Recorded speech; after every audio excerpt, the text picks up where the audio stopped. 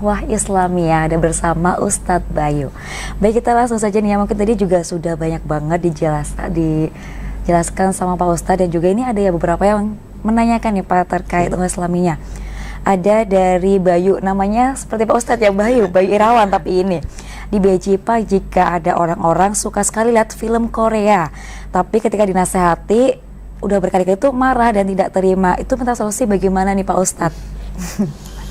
Ya Mas Bayu, pertanyaan yang luar biasa sekali ya.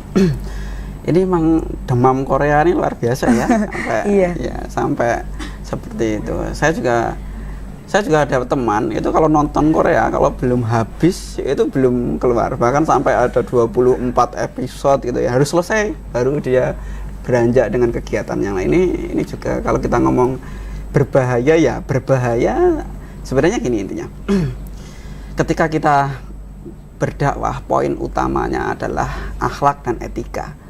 Seorang tidak akan mau mengikuti kita ketika kita menggunakan cara-cara kekerasan. Nggak ada ceritanya ketika ada orang yang kita ingin ajak untuk ngikuti yang menurut kita baik gitu ya, kita ikuti, terus dengan cara kita pukul terus kemudian ikut kita, nggak mungkin. Atau kita aja cuma, kamu itu Korea aja, nanti kami, nggak mungkin dia akan ikut. Yang ada malah benci, yang ada malah dia akan asik dengan nonton Koreanya itu. Caranya bagaimana? Tentu kita ikuti dulu alurnya bagaimana, baru kita akan ajak dengan baik-baik. Ketika misalkan ketika setelah satu episode selesai, sebelum episode yang lain kita putar lagi, ya kita ajak dulu, sebelum episode baru sholat dulu yuk. Nah, dengan cara-cara yang tepat ya, dengan cara-cara tentunya di atas hukum ada etika. Meskipun kita mengajak itu adalah perbuatan yang baik, tapi tanpa etika yang baik, tentunya nanti akan mendapatkan hasil yang kurang maksimal juga. Caranya kita harus tahu dulu, kita harus masuk ke dalam dunianya dulu. Jangan kemudian kita menjudge dulu bahwasanya itu tuh mania Korea orangnya pemalas dan sebagainya. Jangan, sudah kita ikuti dulu bagaimana kita pahami dunianya. Ketika kan setiap ada episodenya, mungkin satu episode ada yang setengah jam atau ada 1 jam, selesai kita ingatkan, episodenya udah selesai nih, bagaimana kalau sholat dulu baru nanti kita lanjutkan nontonnya. Nah, saya pikir itu nggak apa-apa. Nanti setelah episode yang kedua selesai, misalkan belum makan, ya diajak makan dulu gitu kan. Jadi biar tidak lupa makan juga. Bahkan ada yang sangat mania sehingga lupa mandi, lupa makan gitu kan, sampai 20 episode selesai baru mandi, baru makan, baru sholat. Ini bahaya. Apalagi kalau sampai nontonnya itu malam. Nontonnya malam, karena malam itu banyak kosongnya sehingga habis sampai subuh, ini juga bahaya lagi. Jadi kesehatan juga harus diperhatikan. Bagaimana cara mengajaknya? Dalami dulu, ikuti dulu, baru kita ajak dengan baik. Tentunya ajakan yang paling bagus adalah ajakan yang memberi contoh, bukan hanya lisan tapi dengan praktek kita. Ketika kita ngomong ayo kita sholat, ya kita juga harus ikut berangkat. Jangan kemudian hanya mengingatkan, kamu belum sholat loh, sholat dulu. Tapi kitanya tidak mau mengajak berangkat bersama, ini juga kurang tepat. Jadi yang lebih bagus adalah mengingatkan dengan lisan dan juga mengajaknya berangkat bersama-sama. Misalkan sholat di masjid, ya berangkat ke masjid bersama-sama. Misalkan sholat berjamaahnya di kos, misalkan, ya sholat berjamaahnya bersama-sama. Tidak kemudian kita tinggal, kita sholat dulu, kemudian temennya setelah selesai baru diingatkan, jangan kayak gitu. Tapi diajak dengan lisan, diajak juga dengan perbuatan. Itu insya Allah akan lebih menyentuh. Tapi kalau misalkan kok dia marah, sabar. Ya, kalau marah-marah, sabar. Marah jangan diladeni dengan kemarahan juga, tapi dengan kesabaran. Berdakwah memang susah. Kita ingat Rasulullah SAW harus hijrah dari Mekah ke Madinah. Kenapa? Karena di Mekah banyak sekali ketika diajak, ketika didakwahi, yang ada adalah caci maki, yang adalah penyerangan, bahkan ancaman pembunuhan. Maka apa? Sabar kuncinya. Sabar, dan jangan lupa setiap sholat kita doakan. Doa untuk kita, doa untuk orang tua, doa untuk teman-teman kita, supaya apa? Diberi hidayah. Beri hidayah. Nggak apa-apa, nonton Korea juga tidak 100% salah, asalkan tahu waktunya. Dan ini sebenarnya bahaya yang perlu saya sampaikan. Banyak sekali sekarang ini penyerangan terhadap paradigma berpikir, tentunya anak muda, melalui fun, food and fashion tentunya, termasuk film-film yang menggiring bahwasanya itu tuh keren, padahal sebenarnya itu adalah menjerumuskan kita. Itu tuh keren, padahal itu menjerumuskan. Lah tren-tren yang sebenarnya buruk dijadikan keren, lah ini harus kita saring. Tidak semuanya budaya yang ada di Korea itu cocok dengan budaya kita di Indonesia ataupun di menurut agama kita tentunya. Maka kita harus benar-benar menyaring. Mungkin yang salah satu yang bisa kita contoh dari budaya Korea yang bagus adalah kerja keras gitu ya. Kerja kerasnya bagus. Tapi di sisi lain yang sampai soswitnya meleleh-leleh gitu ya, itu sepertinya itu harus kita saring lah, harus kita saring. Tidak semuanya itu bisa kita ambil dalam kehidupan. Terus kemudian nanti kamu ketika mencari jodoh, mencarinya yang seperti opa-opa Korea, nanti kamu akan jomblo seumur hidupnya. Jadi jangan kemudian kita mengambil semuanya, tapi kita saring mana yang baik, kita gunakan.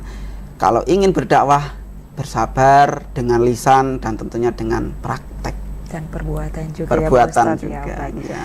Nah, ini juga ada yang bertanya lagi nih Pak Ustadz terkait sikap kita jika ada teman kita yang suka membicarakan suku dan ras agama katanya dan ukhuwah Islamiyah itu seperti apa nih dari Agus Purbalingga? Terima kasih Mas Agus.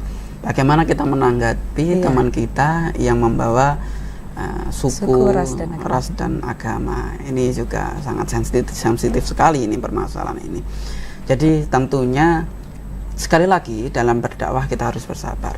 Tidak boleh terus kemudian semata-mata kita kemudian melawannya dengan kekerasan, melawannya dengan caci maki. Ketika ada dua orang saling mencaci maki, maka pemenangnya adalah yang paling buruk akhlaknya. Itu poinnya. Jadi kok ada dua orang saling caci maki, apalagi tentang sara, suku, ras dan agama, yang menang itu yang paling buruk akhlaknya. Poinnya apa? Kalau ada yang seperti itu, tinggalkan kalau kita tidak mau. Kalau kita tidak bisa melawannya, silahkan. Jangan lupa salah satu ciri orang-orang yang soleh menurut Quran surat Al-Imran ayat 113-114 itu salah satunya adalah ketika ada perbuatan yang mungkar, kita harus berani mencegahnya. Nah, bagaimana mencegahnya? Dengan lisan. Kalau kita mampu, ya kita ingatkan teman kita, jangan seperti itu tidak bagus, itu tidak baik. Masih sama-sama ngomongnya, sama-sama kita berucapnya, kenapa kita tidak memilih ucapan yang baik-baik? Apabila tidak mampu berucap yang baik, maka lebih baik kita diam. Nah, itu poinnya. Yang pertama kita ingatkan dengan lisan. Kalau tidak mampu, kalau kita punya kekuasaan, kalau kita punya di atasnya, misalkan kita sebagai kakaknya atau kita sebagai seniornya, kita gunakan kekuasaan kita. Agak kita gunakan dengan kekuasaan kita, dengan tangan kita kalau hadisnya ya, dengan tangan kita, tapi bukan berarti kemudian dipukul, tapi dengan kekuasaan kita. Bagaimana kita sentuh dari hati ke hati, bagaimana. Jangan, kenapa sih kok seperti itu? Apakah ada riwayat dendam sebelumnya atau ada apa? Kalaupun dia mengajak berdiskusi, itu jauh lebih bagus. Ketika yang mengejek atau yang selalu membawa-bawa unsur sara itu, lebih baik apa? Yang menurut saya yang lebih bagus, dudukkan, diajak ngopi, diajak berdiskusi. Bagaimana menurut pandangan dia dan bagaimana menurut pandangan kita akan saling bertukar pikiran, sehingga mana toh ini yang salah, mana ini yang kurang tepat, nanti kita bisa temukan solusinya dengan diskusi itu sendiri. Kalau kita tidak mampu, kita bisa mengajak teman kita yang lebih mampu, atau bisa kita ajak ke pengajian, mendatangkan ustadz-ustadz, sehingga kita bisa berdiskusi dengan sumbernya langsung. Baik, jadi harus diajak ke hal-hal yang positif, begitu juga ya Pak Ustadz ya. Baik, ini mungkin satu lagi nih, ada pertanyaan juga, apabila ada seseorang dihina nih, apakah kita harus diam atau melawan? Ini juga kan mempengaruhi ukhuwah Islamiyah, persaudaraan gitu ya Pak Ustadz, bagaimana? Kalau kita dihina, apa yang harus kita lakukan? Pertama, sabar itu bukan berarti kemudian kita dihina diam, dipukul diam, dicaci maki diam, dijelek-jeleki diam. Itu juga bukan sabar juga. Jadi Rasulullah SAW ketika dihina, ketika dicaci maki, itu sampai malaikat Jibril saja itu, ya Rasul, bagaimana kalau saya ini, orang ini, si fulan ini yang menghina kamu ini, saya timbun dengan gunung misalkan. Jangan, sabar. Dia seperti itu karena dia belum tahu kita. Mungkin orang yang mencaci maki kita Bisa jadi dia belum kenal kita. Bisa jadi dia merasa iri kepada kita.